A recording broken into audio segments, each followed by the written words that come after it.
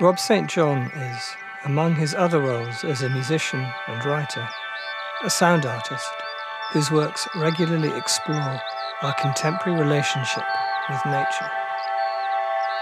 I asked Rob if I might visit him in order to spend a day together walking up Pendle Hill, a child summit of the Kinderscout National Nature Reserve, which is situated not far from his home. We met fell runners, fellow walkers, and other members of the public, taking the refreshing weekday air on Pendle as we made our way along its trail. Once we had broken the back of our hike, the fells flattened a little, and as we approached the summit, Rob indicated a wire fence. In an experiment, he had once attached contact microphones to its posts to record the environment. Rob and I discussed how bird numbers had fallen drastically in the short few years since his contact microphone experiments, and he listed the species no longer regularly seen. Our visit felt like something of a reenactment. Perhaps every walk in rural Britain is now a form of elegy, one made in recognition of what the landscape has lost. Each footstep an act of remembrance of all we have destroyed. We made our descent along the Nick of Pendle and arrived above the village of Sabden.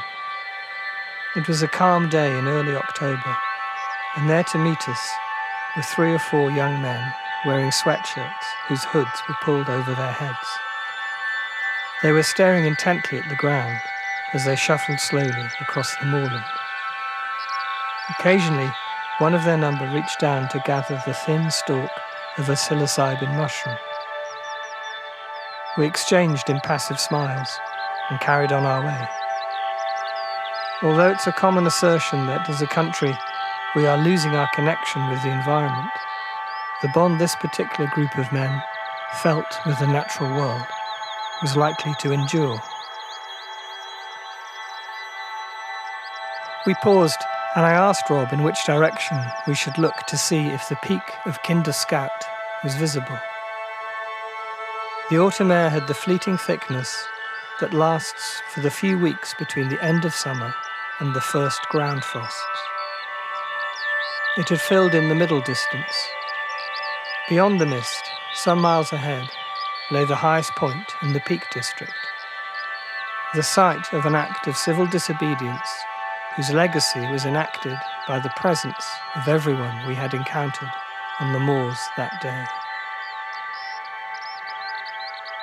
The temperature had started to drop as we drove a few miles to our final destination, the Bridestones, a set of distinctive grit rock and boulders that cluster together on a dramatic area of moorland near the town of Todmorden. The largest of them, the Great Bridestone, has the gravity-defying appearance of an upturned bottle. In the dying light of the day, the presence of the rocks was especially powerful. As we turned to make our departure, the sky above had suddenly filled with larks. Rob smiled, aware of the proposed title of my book. He mentioned that he had arranged the display especially. From the small road where we had parked, a man walked towards us. He gave the impression of rather a careworn individual.